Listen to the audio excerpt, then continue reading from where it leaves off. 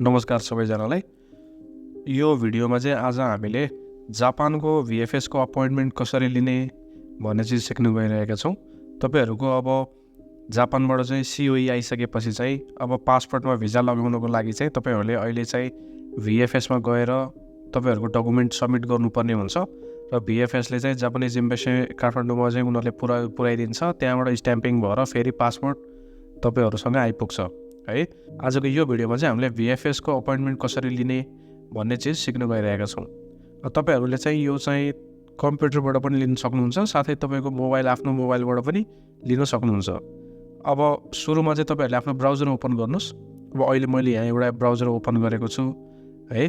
अब तपाईहरुले मोबाइलमा अब गुगल क्रोम छ अथवा मोबाइलको कुन ब्राउजर छ त्यसबाट ओपन गर्नुस्। त्यसपछि तपाईले गएर के लेख्नुस् भने त्यहाँ VFS जापान नेपाल हान्नुस् है। अन्त सुरुमा जुन लिंक देखाउँछ तपाईको यहाँ देखाएको छ वेलकम टु VFS ग्लोबल भनेर हैन। अब यसमा क्लिक गर्नुस्। त्यसपछि तपाईको लगइन गर्नको लागि उनीहरुले इन्टरफेस देखाउँछ। यस्तो इन्टरफेस देखाउँछ। तपाईले यहाँ देखाएको छ start now, book now, find now भनेर देखाएको छ हैन। अब हामीले अपॉइन्टमेन्ट लिनुपर्ने छ, त्यही भएर यहाँ बुक एन्ड अपॉइन्टमेन्ट भन्ने चिज छ। त्यसमा चाहिँ तपाईको बुक नाउ क्लिक गर्नुस्। त्यसपछि फेरि यहाँ बुक एन्ड अपॉइन्टमेन्ट भनेर सोधेछ। यहाँ partnering with गभर्नमेन्ट्स across the world अब यतापट्टि के लेखेको छ हैन। तपाईले चाहिँ बुक नाउ गर्नु पर्यो। अब चाहिँ तपाईको यहाँ लगइन पोर्टल देखाउँछ। अब तपाईले पहिला अकाउन्ट क्रिएट गर्नु भएको छैन भने लगइन गर्न मिल्दैन डाइरेक्टली। सो यतापट्टि तलपट्टि हेर्नुभयो भने यहाँ तीनटा अप्सन छ, forgot password, I don't have an account अनि एक्टिभेट माई अकाउन्ट भनेर। तपाईहरुले चाहिँ I don't have an account गर्नु पर्यो। अब I don't have an account गरिसकेपछि चाहिँ तपाईहरुको यहाँ सोध्छ, इमेल आइडी सोध्छ। अब तपाईहरुसँग जीमेल आइडी हुन सक्छ हैन। त्यो जीमेल आइडी हान्नुस् यसमा। मैले चाहिँ एउटा अहिले यहाँ तपाईहरुलाई देखाउनको लागि एउटा जीमेल आइडी हाने।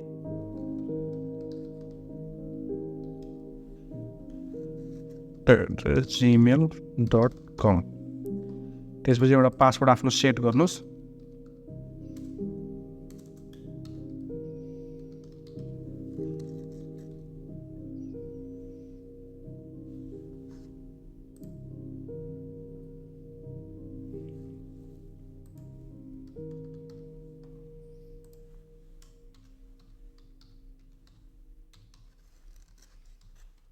यसरी पासवर्ड सेट गरिसकेपछि तपाईहरुको मोबाइल नम्बर पनि हाल्नुस् यसमा। यसमा नेपाल सिलेक्ट गर्नुस्। अनि तपाईको अब मोबाइल नम्बर अहिले मैले र्यान्डमली 10 वटा अङ्कको हाल्दिए 982548221234567891 ओके, यो नम्बर हाल्दिए है त। मैले एग्री पनि गरे। त्यसपछि रजिस्टर गरे। अब रजिस्टर गरिसकेपछि यहाँ के देखाउँछ भन्दाखेरि यो registration has been completed, we have sent you an email भनेछ। अब तपाईलाई इमेल पठाएको छ। त्यो तपाईको त्यो इमेल आइडी जुन हाल्नुभयो तपाईहरुले जीमेलको आइडी कुन हाल्नु भएको छ त्यो चाहिँ खोल्नु पर्यो। खोलिसकेपछि यहाँ VFS बाट आउँछ। जस्तै कि मैले यहाँ इमेल पहिले खोलेर राखेको छु। यहाँ इमेल आएको छ हेर्नुस् त, डु नट रिप्लाई भनेर वेलकम VFS अपॉइन्टमेन्ट भनेर आएको छ। तपाईले चाहिँ यहाँ एक्टिभेट अकाउन्टमा क्लिक गरे पनि हुन्छ अथवा यो लिंकमा क्लिक गरे पनि हुन्छ। मैले अहिले यो लिंकमा क्लिक गरे। यो लिंकमा क्लिक गरिसकेपछि चाहिँ तपाईको त्यो अकाउन्ट चाहिँ एक्टिभेट हुन्छ। अब तपाईले चाहिँ बल्ल लगइन गरेर अपॉइन्टमेन्ट लिन सक्नुहुन्छ। यहाँ देखाएको छ नि एक्टिभेसन सक्सेसफुल भनेर। तपाईहरुले चाहिँ के गर्नु पर्यो, अब अघि हालेको इमेल एड्रेस हाल्नु पर्यो।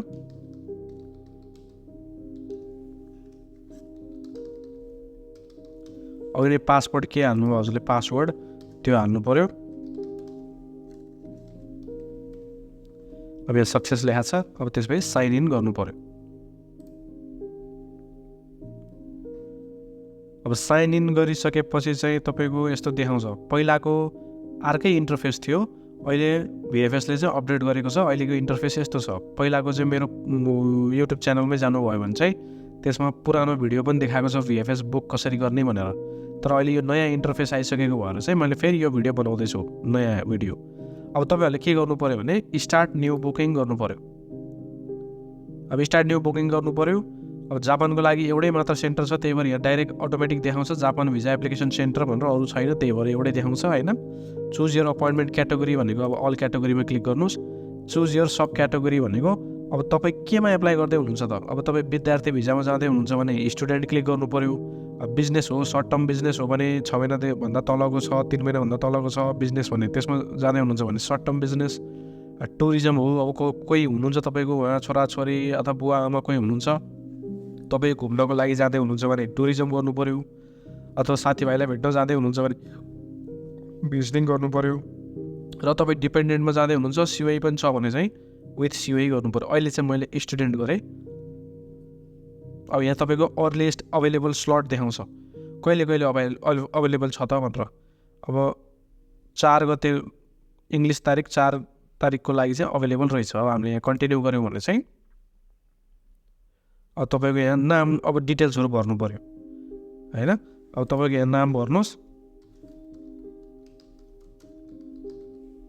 मैले यसमा बाइनरी अहिले मैले ऱ्यान्डम नाम दिएँ। तपाईँहरूले चाहिँ आफ्नो नाम पासपोर्टमा है, आफ्नो पासपोर्टमा जे छ नाम त्यही दिनु पऱ्यो है। अब जेन्डर के हो त्यही दिनुहोस्। अब आफ्नो डेट अफ बर्थ पनि हालिदिनुहोस्। अहिले मैले ऱ्यान्डम कुनै पिक गरिदिएँ। अहिले मैले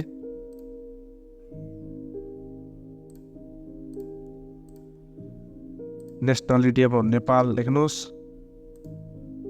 आफ्नो पासपोर्ट नम्बर दिनुहोस्। अब कति छ 1 2 3 4 5 1 2 3 3 4 5 6। अब अहिले तपाईँहरूको पासपोर्ट जे छ त पासपोर्ट नम्बर यसमा हाल्नुहोस् है। अनि एक्सपायरी डेट हाल्नुहोस्, कहिले एक्सपायर हुँदैछ तपाईँको त्यसमा लेखा हुन्छ पासपोर्टको डिटेल पेजमा, त्यहाँ लेख्नुहोस् है। अनि त्यसपछि आफ्नो कन्ट्याक्ट नम्बर पनि दिनुहोस्। 977 क्लिक गर्नुहोस्। अनि यहाँ 9825482222।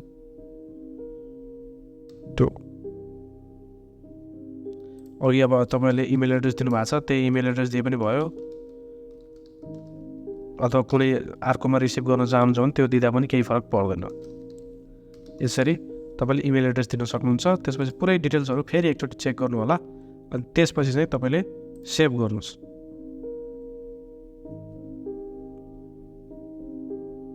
अब यसमा तपाईँले चाहिँ एप्लिकेन्ट 1 भनेर देख्नुभयो नि त। अब एकचोटि बुक गर्दाखेरि अब तपाईँले आफ्नो साथीहरूको लागि पनि बुक गर्न चाहनुहुन्छ, कोही साथी हुनुहुन्छ अथवा आफ्नो परिवारको अर्को 2 जनाले एप्लाई गर्नु भएको छ भने अझै 1 जना पनि एड गर्न मिल्छ है। एकचोटिमा 2 जना एड गर्न मिल्छ। अहिले हामीले एड गर्दैनौँ, एउटाको लागि मात्र गर्दैछौँ, त्यही भएर कन्टिन्यू गर्नुहोस्। अथवा तपाईँलाई एड गर्न मन लाग्यो भने एड एनदर एप्लिकेन्ट भनेर सेम प्रोसेस हो। सेम डिटेलहरू भरिसकेपछि त्यहाँ तपाईँको भर्न सकिन्छ है। अब तपाईँले एकजनाले मात्र गर्दै हुनुहुन्छ भने चाहिँ अब डाइरेक्ट कन्टिन्यू गर्नुहोस्। त्यसपछि यहाँ तपाईँको टाइम देखाउँछ है, स्लट देखाउँछ कहिलेको त। अब कुन तारिकको, अब यत्रो तारिकहरू खुल्ला छ होइन। तपाईँलाई आफ्नो पाइक पर्ने तारिकमा कुनै एउटा सिलेक्ट गर्नु। मैले यहाँ 4 तारिक सिलेक्ट गरेँ।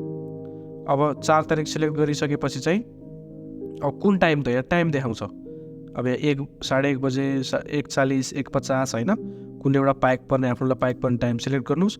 अथवा अझै धेरै टाइम स्लट पनि हुन्छ, 10-10 मिनटको अन्तरमा सबै टाइमहरू हुन्छ। एउटा कुनै सिलेक्ट गर्नुहोस्।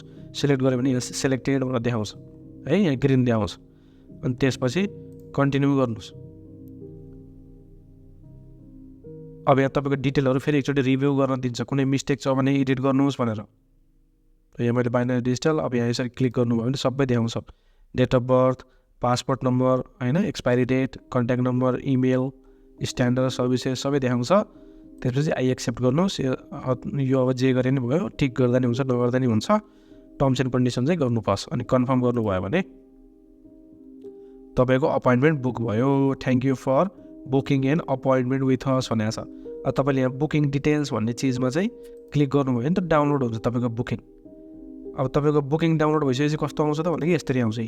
यसरी एउटा पेपर आउँछ, तपाईँको नाम आउँछ, यहाँ तपाईँको रेफरेन्स नम्बर आउँछ, पासपोर्ट नम्बर, अनि कहिलेको डेटको लागि बुक भयो त, कुन समयको लागि बुक भयो यहाँ देखाउँछ, प्लस कुन क्याटेगोरीको लागि बुक भयो त्यहाँ देखाउँछ। अब तपाईँहरूले यो लेटर प्लस तपाईँको इन्स्टिट्युटले के दिन्छ, सिओईदेखि लिएर अरू के कागजातहरू चाहिन्छ, प्लस ओरिजिनल पासपोर्ट लिएर यहाँ 3rd फ्लोर छायादेवी कम्प्लेक्स अमृत मार्ग थमेलमा जानु पऱ्यो। VFS अफिसमा गएर डकुमेन्ट सब्मिट गरेर आउनुपर्ने हुन्छ। अब डकुमेन्ट सब्मिट गरेर आइसकेपछि 4-5 दिनमा तपाईँलाई इमेल आउँछ VFSबाट, जापानी एम्बेसीमा डकुमेन्ट पुग्यो। अब जापानिज एम्बेसीमा स्ट्याम्प लगायो, तपाईँको पासपोर्ट कलेक्ट गर्न रेडी छ भनेर सबै चिज VFSले कम्युनिकेट गर्छ तपाईँलाई इमेल मार्फत अथवा SMS मार्फत। अनि तपाईँले उहीँ गएर पासपोर्ट लिए पनि भयो, अथवा VFSले अब कति पैसा तिरिसकेपछि चाहिँ उनीहरूले नेपाल इन्भेस्टमेन्ट ब्याङ्कमा तपाईँको नजिकको नेपाल इन्भेस्टमेन्ट ब्याङ्कमा पनि पासपोर्ट पठाइदिने उनीहरूको प्रक्रिया छ। तपाईँले उहीँ काठमाडौँ गएर रिसिभ गर्दा पनि हुन्छ अथवा नेपाल इन्भेस्टमेन्ट ब्याङ्कबाट रिसिभ गर्दा नि हुन्छ। यसरी चाहिँ तपाईँले VFS अपोइन्टमेन्ट बुक गर्न सक्नुहुन्छ। ल आजको भिडियोमा चाहिँ यति नै। तपाईँहरूलाई केही जिज्ञासा छ, केही कन्फ्युजन भयो अथवा केही एरर आयो भने तल कमेन्ट बक्समा लेख्नु होला। हस् त, धन्यवाद।